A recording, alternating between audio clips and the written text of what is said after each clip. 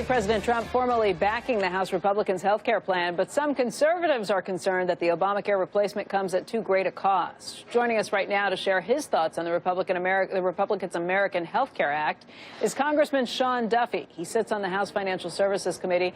And, sir, thank you for joining us this morning. Hey, thanks for having me on. It's good to be with you. It's only a day that this has been out and been bounced around, but there have been some conservatives that have come out and have been staunchly opposed to this, saying that this is Obamacare light. What do you tell them? Well, listen, I think when you put any plan out, you're going to have people on the left and the right who complain because they didn't write it, and no bill, no product is perfect for everybody.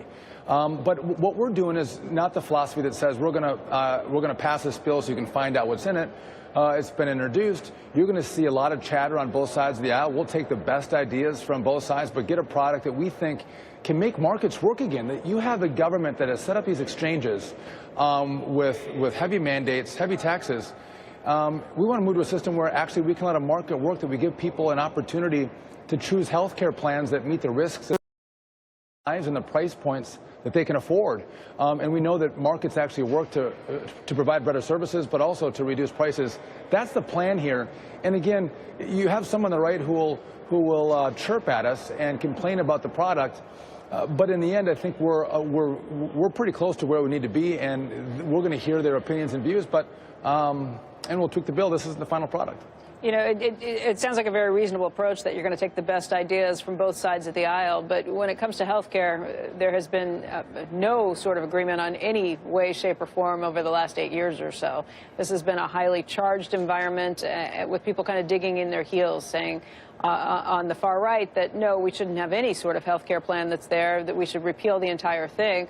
On the left saying, forget it, we're not going to negotiate in any way, shape, or form with any of the Republicans that are there. So where is that common ground? So first off, I think there's wide agreement that Obamacare is in a death spiral. I mean, on average, we've seen health care premiums go up by 25% this year alone.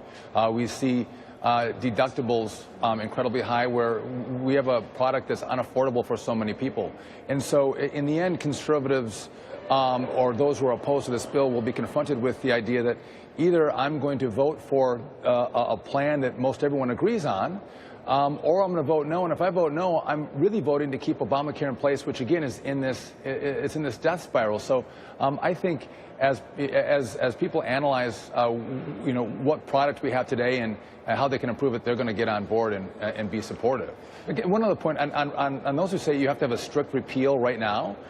Healthcare is like a aircraft carrier. It takes a long time to shift and have a transition period.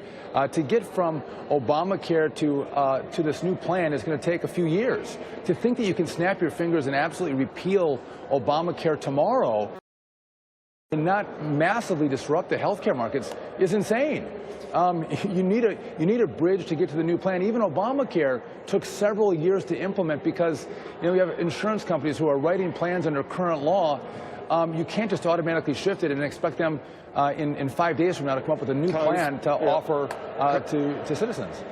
Congressman, eight years ago, when we were all trying to grapple with what to do with health care, I mean, the Democrats came up with their plan. They didn't, Republicans were trying to figure it out too. Whether they, I don't know, the way health savings, maybe they wanted to do pre-existing, maybe they wanted to do a lot of the same thing, but they didn't get to be part of that process. But they did want to try to do something. So you got to convince maybe some of the far right guys, and I understand what they're saying, because once you do an entitlement, you can't take it back. So they feel like they were tricked into this big new entitlement program, and this is just going to extend it to some extent. But back then, if the Republicans had done it, they probably would have come up with something then, some kind of tax credits. You had to cover people that can't afford it. So, they are in this ideological, painted into this corner where they aren't going to do anything that costs anything. Or they want to go back to where either you got health insurance or you go to the emergency room. That's not an option now. Do you think they'll eventually see this, and because some of these guys sound like they're totally in concrete on moving on this. They're like, they're angry. Are they just blah, blah, blah? Will they do it eventually? We're in a unique situation right now that we haven't been in for the last 8 years. We have a president who in a lot of these members of Congress's districts is very popular. And so when Donald Trump starts to weigh in with different members of Congress or different senators, and their constituents start to move, and I think they'll move towards where Mr. Trump is, who's with most of the House of Representatives on going on this bill, I think those who are in opposition will soon come over to be supportive, because Trump can come at you with a hammer or a tweet that can be pretty powerful with your own constituents, and that's where we're going to see movement. In terms of support within your own party, Congressman, I mean, I appreciate you being optimistic about finding that support within your party for this bill, but already there are a number of groups that have come out against this, conservative groups, the Cato Institute, the Republican Study Committee, the Heritage Action for America, Club for Growth, Americans for Prosperity and Freedom Partners, and on top of that, the AARP. In your view, do you have this, are they just exacting their political leverage in order to get certain things into or out of the bill, or is this a source of concern for you, that there isn't that support amongst conservative groups for this plan?